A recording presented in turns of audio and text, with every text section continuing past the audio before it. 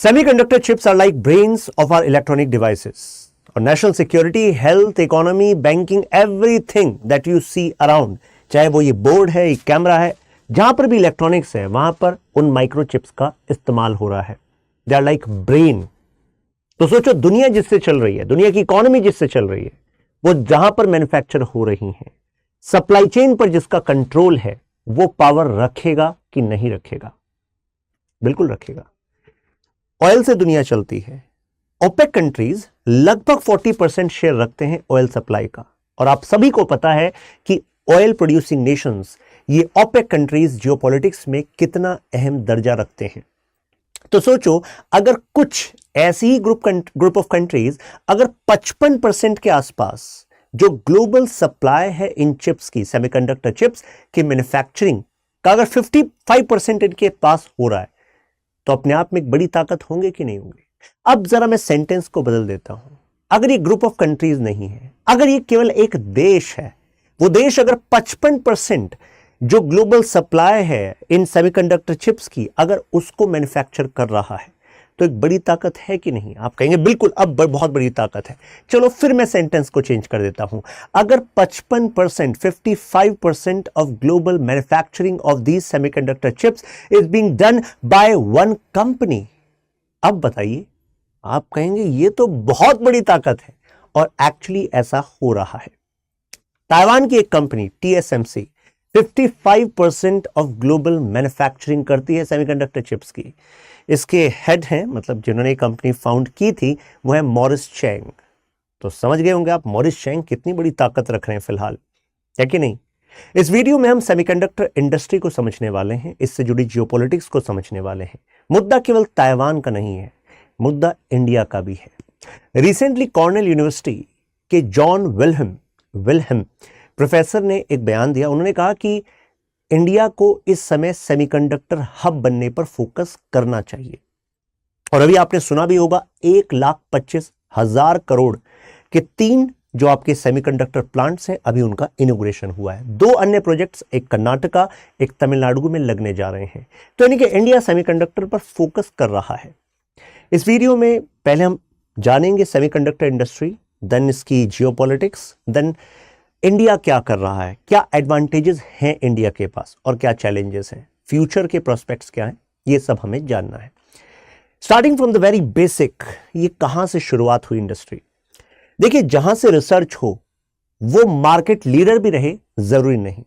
यानी कि किसी भी सेक्टर में continuous research, manufacturing, supply chain, सब चीजों पे ध्यान देना होता है. आप कहेंगे यार बड़ा कॉम्प्लेक्स लग रही है ये बात, तो बहुत आसानी से बात करते हैं. देखिए सेमीकंडक्टर, वैसे आपने सुना है कंडक्टर, इंसुलेटर और फिर बीच में आता है सेमीकंडक्टर, राइट? जैसे कि कंडक्टर, फॉर एग्जांपल आयरन, आप कहते हैं अच्छा यार ये तो कंडक्टर है. इंसुलेटर, ओ वुड, इंसुलेटर है. सेमीकंडक्टर यानी कि इसकी मिक्स प्रॉपर्टीज है. अब आप कहेंगे इसका चिप से क्या लेने देना, ये जो कंपोनेंट है ये है क्या? बेसिक से चलिए बात करते हैं. हमें तो जियोपॉलिटिक्स पर फोकस करना है, लेकिन समझते हुए चलते हैं. ये जो डिवाइसेस आप देख रहे हैं, जो सेमीकंडक्टर मटेरियल से बना है with proper use of electronics, मतलब इंजीनियरिंग, और इसके बलबूते चलता है ये सारे के सारे सिस्टम्स. तो हुआ क्या, यूएस में हमने रिसर्च देखी विद रिगार्ड टू ट्रांजिस्टर्स, यानी कि एक ऐसा डिवाइस बनाया जा सकता है सेमीकंडक्टर मटेरियल की मदद से जो कि इलेक्ट्रिक सिग्नल्स को एक्चुअली सिग्नल बना सकता है, इलेक्ट्रिक के फ्लो को फ्लक्चुएट करके सिग्नल बना सकता है. सिग्नल, अगर सिग्नलिंग हो जाए तो इंफॉर्मेशन ट्रांसफर हो जाती है. This is the basis of signalling. तो अब उन्हीं ट्रांजिस्टर्स को कंबाइन करके फिर पता लगा अरे यार इससे तो एक चिप में लगाया जा सकता है मल्टीपल ट्रांजिस्टर्स को. अगर एक ट्रांजिस्टर कुछ विशेष तरह के सिग्नल्स को भेज रहा है जिससे कि कोई डिवाइस एक पर्टिकुलर फंक्शन कर पा रहा है इलेक्ट्रिसिटी का फ्लो चेंज करके, तो पता लगा चिप में बन सकता है. फिर माइक्रो चिप्स, माइक्रो प्रोसेसर्स, तो फिर उसके बाद एक यू कैन से ऐसा लगा कि ये एक नेक्स्ट फील्ड होगा. लेकिन अभी किसी ने ये नहीं सोचा था इसकी क्या पावर होगी. आप कहेंगे कैसे? 1980s 1990s एक ऐसा पीरियड था. 1980s फॉर एग्जांपल, 1980s में जो आपका ईस्ट एशिया के कुछ देश हैं वहां पर ऐसी कंपनी स्थापित हुई जिन्होंने इसमें मैन्युफैक्चरिंग करनी स्टार्ट की. उस समय रिसर्च यूएस में हो रहा था, अदर वेस्टर्न यूरोपियन नेशंस में हो रहा था, for example UK, France etcetera. US उस समय मार्केट लीडर बनने की राह पर था, मतलब फाउंडेशन डेवलप कर रहा था. कई सारी कंपनीज आज जो मेजर चिप डिजाइनिंग कंपनीज हैं वो यूएस की हैं, लेकिन यूएस मैन्युफैक्चरिंग में अभी लीडर नहीं है। मतलब बहुत बड़ा मार्केट शेयर वो रखता है, लेकिन फिर भी यू कैन से टॉप पर नहीं है। आप कहेंगे ऐसा कैसे? अभी मैं एंड पर आते आते जब मैं इंडिया के साथ जो क्रिटिकल एंड इमर्जिंग टेक्नोलॉजीज का समझौता उन्होंने साइन किया है Biden and mister Modi ji में, उससे इंडिया को क्या एडवांटेज है? $10 बिलियन की जो सब्सिडी है, 50% का इन्वेस्टमेंट में कुछ रिबेट है जो सरकार दे रही, क्या है वो सब जानेंगे। लेकिन यहाँ पर देखिए, कभी कभी ऐसा होता है कि मार्केट उस चीज़ के लिए शायद तैयार नहीं हुई है, लेकिन आपने वो चीज़ बनानी शुरू कर दी। कुछ ऐसा ही हुआ इन कंपनीज के साथ, जापान, साउथ कोरिया, ताइवान। इसी वजह से कई कंपनीज कंसोलिडेट हो गई। यानी कि अभी समय नहीं आया था, इलेक्ट्रॉनिक्स उतना पुश नहीं हुआ था, लेकिन उसके बाद इलेक्ट्रॉनिक्स की बाहर आ गई, तो यानी कि अब डिवाइसेस आने लगे। आपको याद है एक ऐसा समय था कि जो जितना छोटा मोबाइल फोन होगा वो उतना फैशनेबल और उतना महंगा मोबाइल फोन होगा। एक ऐसी दौड़ चली थी। मुझे तो याद है कि उस समय बहुत छोटे छोटे मोबाइल फोन आने की दौड़ लगी थी। मतलब इतना सा मोबाइल फोन होगा। अब वो छोटा इलेक्ट्रॉनिक डिवाइस कैसे होता जा रहा था? वो इन्हीं सेमीकंडक्टर बेस्ड चिप टेक्नोलॉजी के थ्रू होता जा रहा था, क्योंकि the better the technology, what you are doing, you are integrating so many functionalities in a chip, right? तो उसी से डिवाइसेस बनते जा रहे थे। अब आज जिस समय पर हम हैं, उस समय पर अगर दुनिया ऑयल से चलती है तो दुनिया सेमीकंडक्टर से भी चलती है, राइट? और आप कहेंगे अब इससे नेक्स्ट लेवल क्या? अब इससे नेक्स्ट लेवल आप एआई की बात कर रहे हैं, आर्टिफिशियल इंटेलिजेंस। लेकिन एआई सिस्टम्स को, चीजों को सीखने के लिए क्या चाहिए? बिग डेटा सेंटर्स चाहिए। बिग डेटा सेंटर्स जिसमें प्रोसेसिंग स्पीड टॉप नॉच हो। लेकिन वो big data centres, processing, computing कैसे होगा? इन सेमीकंडक्टर चिप्स की वजह से होगा। और ऐसे में जो टॉप टेक्नोलॉजीज रखेंगे देश, बिग डेटा सेंटर्स बना लेंगे, तो ऐसे में वो एआई को इंटीग्रेट कर पाएंगे मिलिट्री यूज के लिए भी। एग्जैक्टली ऐसा ही चाइना कर रहा है और यूएस उसको रोकने की कोशिश कर रहा है। इस वजह से सेमीकंडक्टर अब जियोपॉलिटिक्स का भी पार्ट बन गया है। अब ये केवल आपके इलेक्ट्रॉनिक ट्रेड इसका मुद्दा नहीं रहा। अब जरा इसकी स्टेजेस समझते हैं। सबसे पहली स्टेज होती है रिसर्च, यानी कि क्या आपको एप्लीकेशन अचीव करना है, means what you want to get done through a machine. अब उसमें चिप कैसे डिजाइन की जाए, तो ये होता है basic, pre competitive basic research होती है। इसके बाद जब बेसिक रिसर्च हो जाती है, उसके बाद होता है चिप डिजाइन, कि अब डिजाइन की जाती है। ध्यान रखिए, मैन्युफैक्चरिंग नहीं है ये, तो केवल सिमुलेटर्स की मदद से आप डिजाइन करते हैं कि हाँ अगर ऐसा डिजाइन बन गया तो हम ये एप्लीकेशन अचीव कर लेंगे। अब ये डिजाइन वाला कंपोनेंट अलग चल रहा है। यूएसए जो रिसर्च है और डिजाइन है उसमें महारत रखता है, लेकिन जब मैन्युफैक्चरिंग की बात करें, जहां पर हमें फाउंड्रीज की जरूरत पड़ती है, जैसे अगर आपने कंपनी का नाम सुना हो ग्लोबल फाउंड्रीज, यूएई ने अपने सॉवरन वेल्थ फंड से इस कंपनी में पैसा लगाया हुआ है, जिस कंपनी का जो मेन रोल, मतलब जो हेड है, वो एक यूएसए बेस्ड सिटीजन है और इस कंपनी के ऑफिस केमन आइलैंड में खोला हुआ है। चल क्या रहा है ये? मतलब व्हाट इज दिस? मतलब क्या कॉम्प्लेक्सिटी है? कॉम्प्लेक्सिटी कुछ नहीं है। यूएई को पता है पैसा बहुत है उनके पास, फ्यूचर जिस तरफ है उस तरफ पैसा लगाना है और तभी पैसे से पैसा ही बनेगा और उनकी अपनी जो नीड्स हैं सप्लाई की वो भी सेफगार्ड रहेंगी। आप कहेंगे फिर यूएस बेस्ड पीपल और why they are actually aligning with UAE and having this Cayman island base? कारण क्योंकि जो मैं बताने जा रहा हूं अभी आपको, जियोपॉलिटिक्स, जो ट्रेड वॉर चल रहा है यूएसए एंड चाइना में, तो यूएसए ने बैन लगा दिया अपनी ही companies, for example Intel, AMD etcetera, कि आप एक विशेष दर्जे से ऊपर की जो चिप टेक्नोलॉजीज हैं वो आप नहीं शेयर करेंगे चाइना के साथ। अब अगर चाइना के साथ शेयर नहीं करेंगे, और चाइना एक बिग इलेक्ट्रॉनिक प्रोड्यूसर है और इलेक्ट्रॉनिक के लिए चाहिए चिप, तो भाई साहब उनका जो बिजनेस है उस पर नेगेटिव इंपैक्ट पड़ेगा कि नहीं पड़ेगा? पड़ेगा।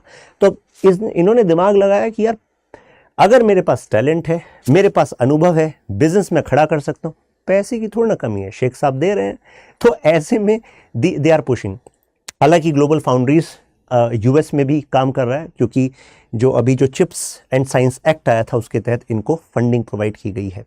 लेकिन यहाँ पर बात यह है कि डिज़ाइन और रिसर्च ये हो रहा है मैन्युफैक्चरिंग फाउंड्रीज में हो रही है। फाउंड्रीज मेजरली यूएस बेस नहीं है। यूएस ने सोचा कि मैन्युफैक्चरिंग को भी यहाँ पर पुश करेंगे, लेकिन अगर मैं इंडिया से ही तुलना आपकी करा दूं तो इंडिया में जो चिप अभी बन सकती है, मतलब इंडिया में तो आप सबको पता है कि अभी भी कॉम्पिटिटिव एडवांटेज के लिए हमें बहुत काम करना है, राइट।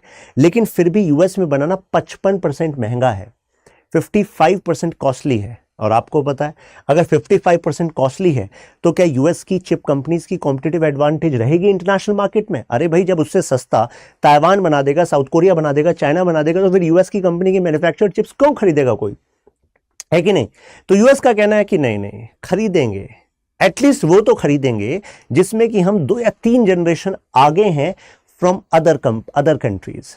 क्योंकि रही बात ताइवान की, साउथ कोरिया की या चाइना की, they are majorly producers, not research and designers.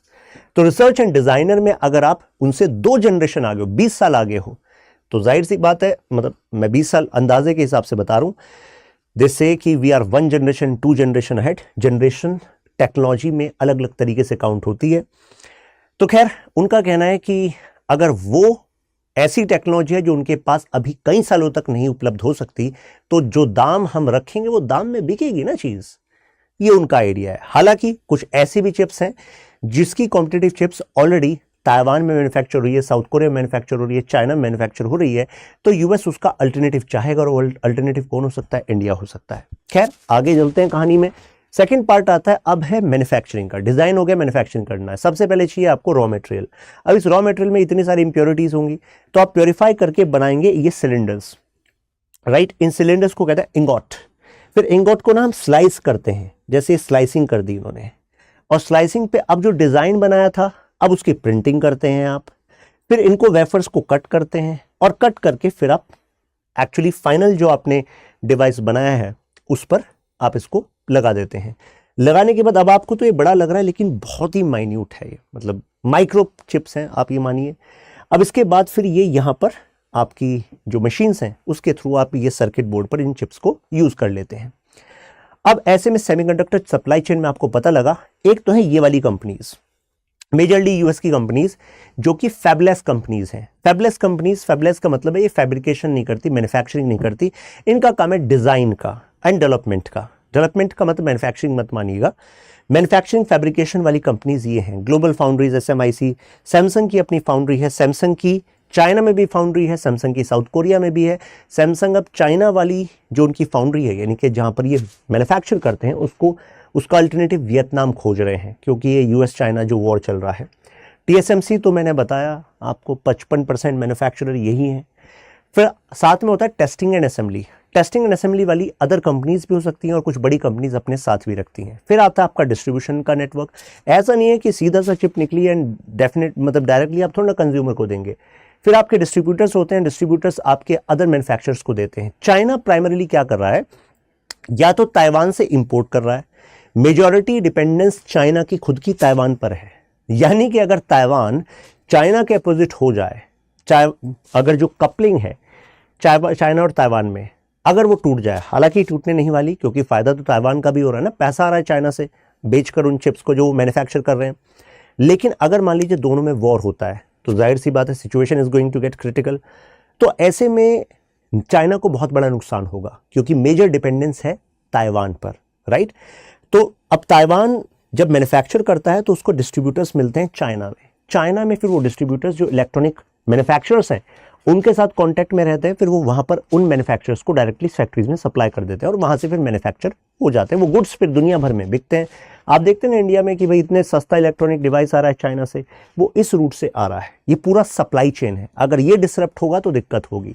याद है आपको 2021 में कितनी सारे जो कार मैन्युफैक्चरर्स हैं, उन्होंने आपने गाड़ी बुक कर दी, लेकिन उन्होंने कहा कि अब 1 साल की वेटिंग है जी, 2 साल की वेटिंग है जी। क्यों ऐसा कर रहे थे? उन्होंने कहा चिप्स ही नहीं है सर हमारे पास। तब दुनिया को लगा अरे यार ये क्या है, इलेक्ट्रॉनिक चिप इतनी कुछ खास हो गई क्या कि गाड़ियां अब मैन्युफैक्चरर्स बना ही नहीं पा रहे हैं? क्यों? क्योंकि चिप नहीं है उसमें।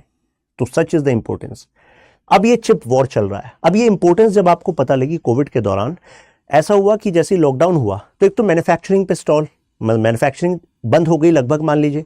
दूसरी चीज वर्क फ्रॉम होम हो गया। वर्क फ्रॉम होम में अब ह्यूज डिमांड इलेक्ट्रॉनिक डिवाइसेस की आई कि नहीं आई, मोबाइल, लैपटॉप्स, अब इसमें फिर आपको चिप्स चाहिए। तो ऐसे में अब चिप कितना क्रिटिकल है ग्लोबल इकोनॉमी के लिए ये लोगों को पता लग गया। अब इससे बड़ा इवेंट ये हो गया कि सीरीज ऑफ फैक्ट्रीज उनमें आग लग गई, वहां पर नुकसान हो गया। जैसे कि जापान में सीरीज ऑफ इंसिडेंट्स हुए। अब इससे पहले से ही नुकसान हो रहा था, और ज्यादा नुकसान लगा, सप्लाई चेन को शॉक लग गया। तब पता लगा यार ताइवान तुम तो बहुत ज्यादा इंपॉर्टेंट हो। ताइवान ने कहा हम तो हैं ही इंपॉर्टेंट, हमारी तो आपने कदर नहीं करी, नहीं तो दुनिया में जो सप्लाई चल रही है चिप्स की हमसे ही चल रही है, राइट। देखिए Taiwan produce more than 60% of the semiconductors globally, और हाईटेक टेक्नोलॉजी वाली चिप्स की बात करें तो 90% वह ताइवान से ही जा रही है। चाइना भी खुद ताइवान पर डिपेंडेंट है। लेकिन ताइवान इतना बड़ा लीडर बना कैसे? एक्चुअली यूएसए वर्ल्ड वॉर 2 के बाद अपने आप को लीडर बना रहा था, राइट। यूएसए ने कहा हम खुद मैन्युफैक्चर करेंगे, हम क्यों दूसरे से मैन्युफैक्चरिंग कराएं। लेकिन हुआ क्या, इसके बाद जो ईस्ट एशियन नेशंस है, जापान, साउथ कोरिया, ताइवान, इन्होंने भी मैन्युफैक्चरिंग स्टार्ट कर दी। अब इनकी मैन्युफैक्चरिंग थी चीप, तो यूएसए ने कहा कि यार अगर मुझसे सस्ता ये बनाएंगे और मैं इनके साथ कंपीट करूंगा तो भाई साहब मेरी कंपनी तो मार्केट से आउट हो जाएंगी। तो अगर मुझे इनसे ऊपर चलना है तो क्यों ना मैं ऐसा करूं कि मैं मैन्युफैक्चरिंग दूसरों से कराऊं और डिजाइनिंग खुद करूं। तो अगर रिसर्च एंड डिजाइनिंग खुद करूंगा, उनको कॉन्ट्रैक्ट दूंगा कि तुम मैन्युफैक्चरिंग करो, तो मोटा जो बीच का मार्जिन है वो तो मेरी कंपनी कमाएगी, यूएस में आएगा। तो यूएस ने ये काम करा। तो यूएस ने अपने कंपटीशन को हैंडल करने के लिए मैन्युफैक्चरिंग आउटसोर्स करनी शुरू कर दी। अब इस आउटसोर्स से सबसे ज्यादा जो मजा किसी को आया, मतलब सबसे ज्यादा जो प्रॉफिट किसी को हुआ, वो ताइवान को हुआ। तो इसी वजह से ताइवान में मॉरिस चैंग जैसे लोगों के तो बल्ले बल्ले हो गई, टीएसएमसी जैसी कंपनीज बन गई। और फिर आपको मैंने बताया कि मतलब ये तो मार्केट लीडर है इस टाइम पर, right. 55% of the global market for contract chip fabrication, ये कहां से आ रही है? इनसे ही आ रही है। तो सोचो कितनी बड़ी पावर है टीएसएमसी। अब ताइवान के आसपास की जियोपॉलिटिक्स और ज्यादा रिलेवेंट हो जाती है। आपको पता होगा कि ताइवान अपने आप को रिपब्लिक ऑफ चाइना कहता है। ताइवान और चाइना, जिसको हम पीपल रिपब्लिक ऑफ चाइना भी कहते हैं, इन दोनों की हिस्ट्री जुड़ी हुई है। क्योंकि जब चाइना बना, मॉडर्न चाइना, यानी कि 1945 से 1949 का जो एक ट्रांजिशन जोन था, जब ये कम्युनिस्ट रिवॉल्यूशन यहां पर सक्सेसफुल हो गया था, तो चाइना ने जो यहां पर होता था फॉर्मोसा आइलैंड, तो चेंग शेक की जो पार्टी थी, कुमिंटांग नेशनलिस्ट पार्टी कहा जाता है, उसको यूएस से भी सपोर्ट था, उसको हरा कर उसको सीमित कर दिया यहां पर। तब से यहां पर फॉर्मोसा आइलैंड पर बना रिपब्लिक ऑफ चाइना, जिसका दूसरा नाम है ताइवान। शुरुआत में तो ये कहता था कि हम ही चाइना हैं, मतलब ये और ये पूरा का पूरा। यहां पर पीपल रिपब्लिक ऑफ चाइना, जो सीसीपी चाइनीज कम्युनिस्ट पार्टी के अंडर आता है, वो कहता है कि ये अपना ही है और जिस दिन चाहेंगे उस दिन मिला लेंगे। तो इनमें अपना जो है सोवरेनिटी, टेरिटोरियल इंटीग्रिटी का टसल है। अब आप कहेंगे इससे अपना क्या जाता है? दोनों का टसल है। अरे अपना बहुत कुछ जाता है।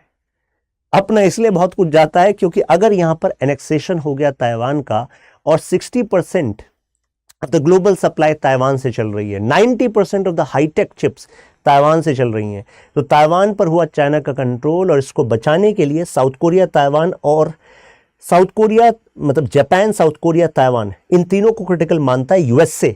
तो यहां पर अगर जंग हुई और सप्लाई चेन डिसरप्ट हुई, तो मुझे बताओ आपको क्या लग रहा है, जो आप मोबाइल फोन खरीदोगे, जो आप मेमोरी डिवाइसेस खरीदोगे, आप जो कोई भी सामान इलेक्ट्रॉनिक डिवाइस खरीदोगे, आपको क्या लग रहा है उतने का ही मिलेगा? रातों रात दाम बढ़ जाएंगे, लोग होल्ड कर लेंगे इलेक्ट्रॉनिक प्रोडक्ट्स को, राइट। कहानी बदल जाएगी दुनिया की। तो इस वजह से ये जियोपॉलिटिकली बहुत इंपॉर्टेंट हो गया है। तो कुछ टाइम पहले बीजिंग ने यहां पर एक्सरसाइज करी, यहां पर मतलब इसके साउथ में, नॉर्थ में और ईस्टर्न वाले पार्ट में, दिखाने के लिए कि हम चाहें तो तुम्हें घेर कर कभी भी इंटीग्रेट कर सकते हैं। हम नहीं कर रहे कि ठीक है एज इट इज चलते रहने दो, राइट। तो अब इस पर्टिकुलर सिचुएशन में what kind of support can be given by Japan and USA and south Korea, क्योंकि साउथ कोरिया से much can not be expected. कारण क्योंकि साउथ कोरिया अपना एक बैलेंसिंग डिप्लोमेसी के लिए फेमस है। साउथ कोरिया यूनिक है, मतलब साउथ कोरिया की फॉरेन पॉलिसी में वो ऊपर रशिया है, चाइना और इधर यूएस है, सबके साथ बैलेंस करके चल रहा है। But primarily south Korea is a capitalist economy having good relations with USA, and that good relation is one of the reason of South Korea becoming a capitalist and developed nation. अब China aims to make PLA world class. अब world class in what manner? उनका target है कि 2049 तक वो Chinese communist party, क्योंकि Chinese communist party मैंने कहा ना 45 से 49 तक ट्रांजिशन रूल चल रहा था, तो 100 साल हो जाएंगे। 100 साल पे वो कह रहे हैं हम चाइनीज को तोहफा देंगे कि you are going to have world's most modernized defence forces, AI के application based hypersonic missiles, heavy और जो किस पे डिपेंडेंट है, माइक्रोचिप पे। तो अगर 2049 का जो उनका टारगेट है वो अचीव करना है, एआई का इंटीग्रेशन मिलिट्री में करना है, one of the most modern army in the world बनानी है चाइना को, तो उसके लिए क्या जरूरी है? चिप्स। चिप्स का डिजाइनिंग जो अभी चाइना अभी नहीं कर रहा, वो अभी सप्लाई पर डिपेंडेंट था, राइट? तो यूएसए ने कहा ठीक है तुम ये चाहते हो ना, चाइना कह रहा है चाहते हैं, तो यूएसए कह रहा बिल्कुल ये पूरा नहीं होने देंगे क्योंकि you have created insecurity for us. तो इसी वजह से वॉशिंगटन ने सिस्टमैटिकली अब चाइना को टारगेट करना स्टार्ट कर दिया। अभी मैं तीनों प्रेसिडेंट की बात करूंगा, ओबामा, ट्रंप एंड बाइडेन, कैसे इनकी चाइना के प्रति जो पॉलिसी है specifically with regard to semiconductor वो इवॉल्व हुई है।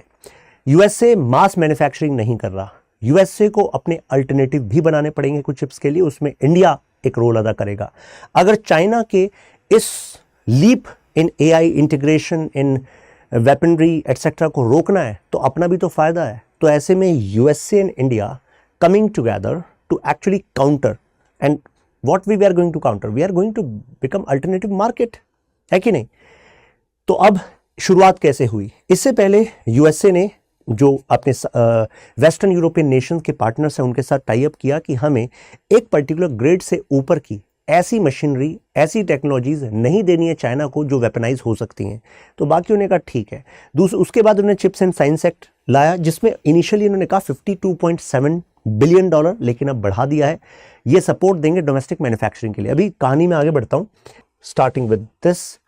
अब यूएसए ने करा क्या? एक तो कहा कि हम बैन करेंगे एक पर्टिकुलर टेक्नोलॉजी, जो भी उन्होंने चिन्हित करी कि ये टेक्नोलॉजी शेयर नहीं की जाएंगी। उसके बाद ZTE एंड हुआवे, इन दोनों कंपनीज को टारगेट किया। जैसे इन दोनों कंपनीज को टारगेट किया, पर्पस क्या था? ये थी ट्रेड वॉर की एक तरीके से शुरुआत। ये चाइनीज बेस्ड कंपनीज हैं, इन पर आरोप लगा कि आप अपने इलेक्ट्रॉनिक डिवाइसेस के थ्रू नेशनल सिक्योरिटी के लिए खतरा है। कहाँ? यूएस के लिए भी, कनाडा के लिए भी। कनाडा में भी हुआवे बदनाम हो गई थी, आपने सुना होगा। हुआवे ने कहा कि सिलिकॉन वैली में हमने अपना ऑफिस खोल रखा है, 70% वर्कफोर्स को फायर कर दिया। हुआवे ने research and development R&D sector की जो वहां पर एम्प्लॉइज लगाए हुए थे। खैर, उस समय चाइना ने कहा कि Huawei and ZTE were like कि चाइना तुम्हारी इनके साथ बन नहीं रही, नुकसान हम क्यों उठाएं कमर्शियल। तो चाइना वाज लाइक मैनेज करेंगे, टेंशन मत लो, इतना सपोर्ट भी तो करते हैं। इसके बाद आता है एक्सपोर्ट कंट्रोल।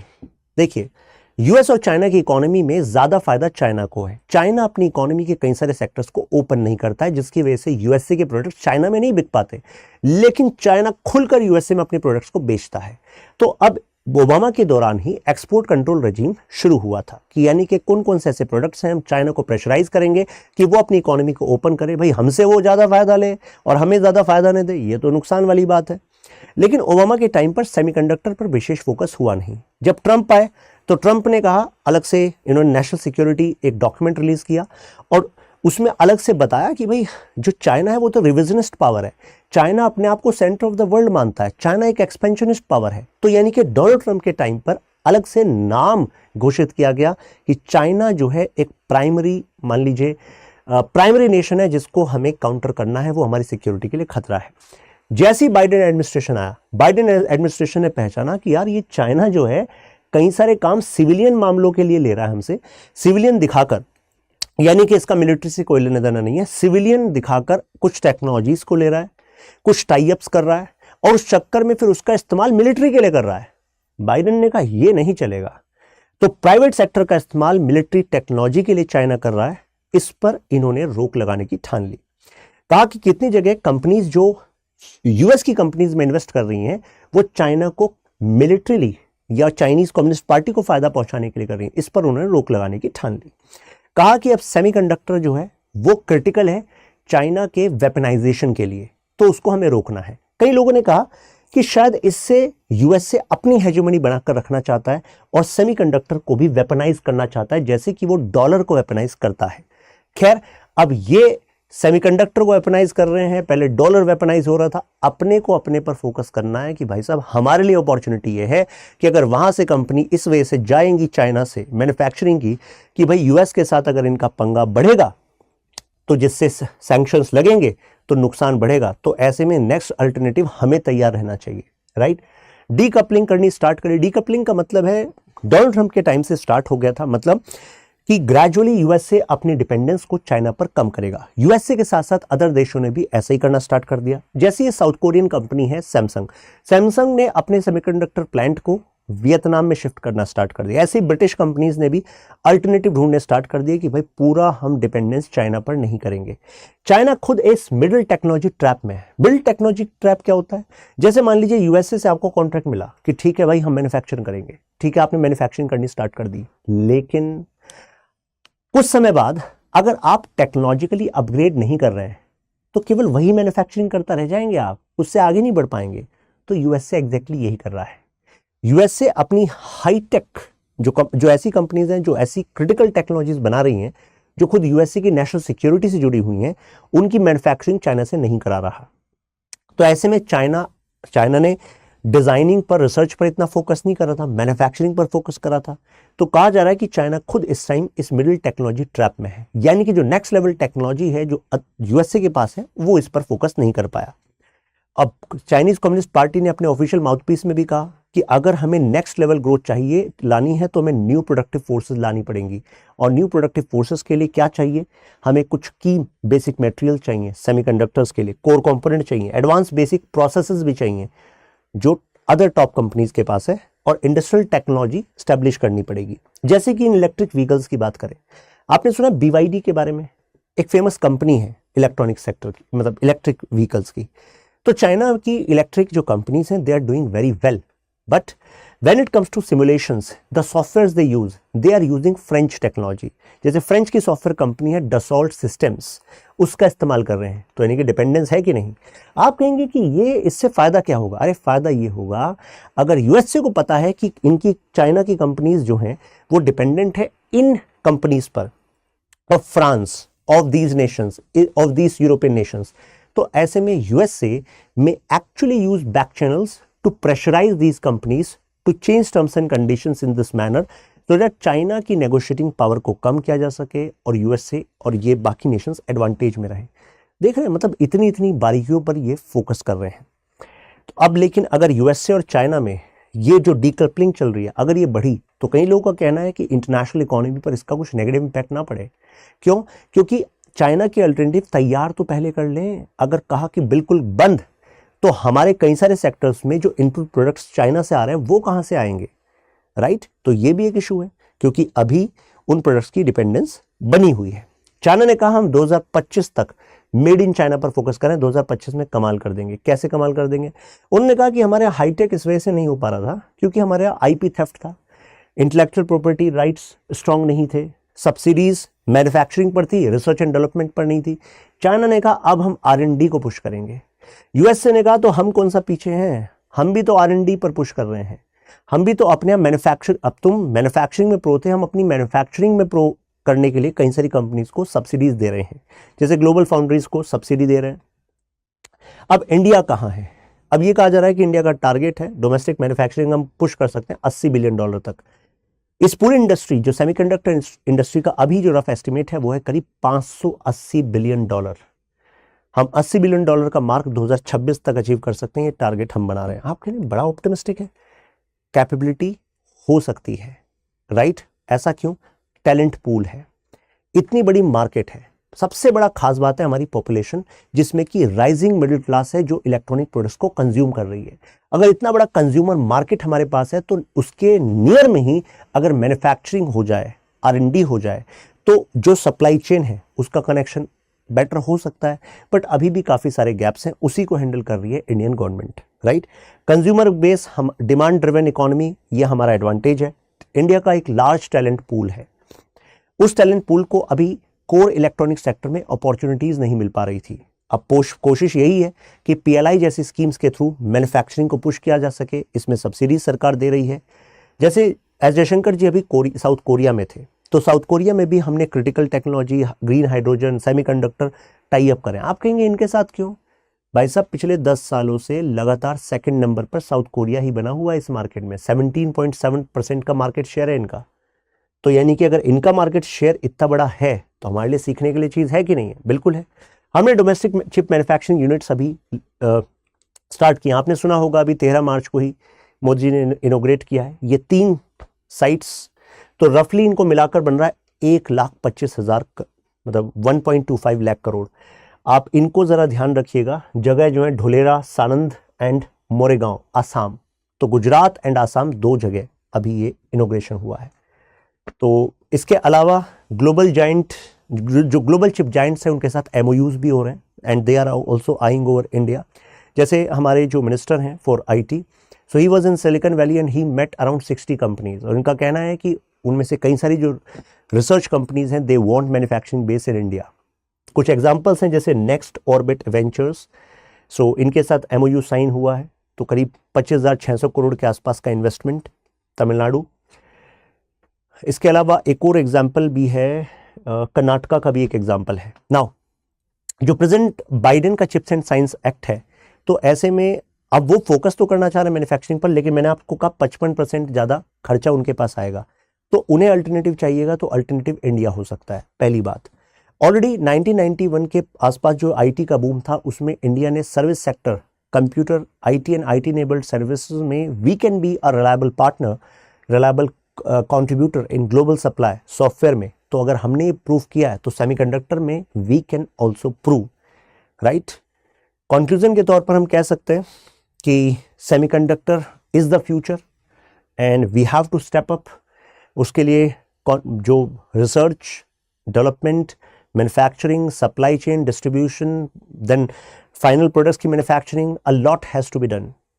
तो जो लोग इस वीडियो को देख रहे हैं तो पता लग रहा होगा कि दुनिया किस तरफ जा रही है, कौन सी चीज़ों की डिमांड बढ़ेगी, किन सेक्टर्स में जॉब्स भी निकलेंगी, कौन से सेक्टर्स ऐसे हैं जो you can say major change makers होंगे, राइट। तो अगर एक क्वेश्चन आ जाए सेमीकंडक्टर जियोपॉलिटिक्स पर लिखने के लिए, मान लीजिए से 200 वर्ड्स में, तो I think you have enough content to write now, right.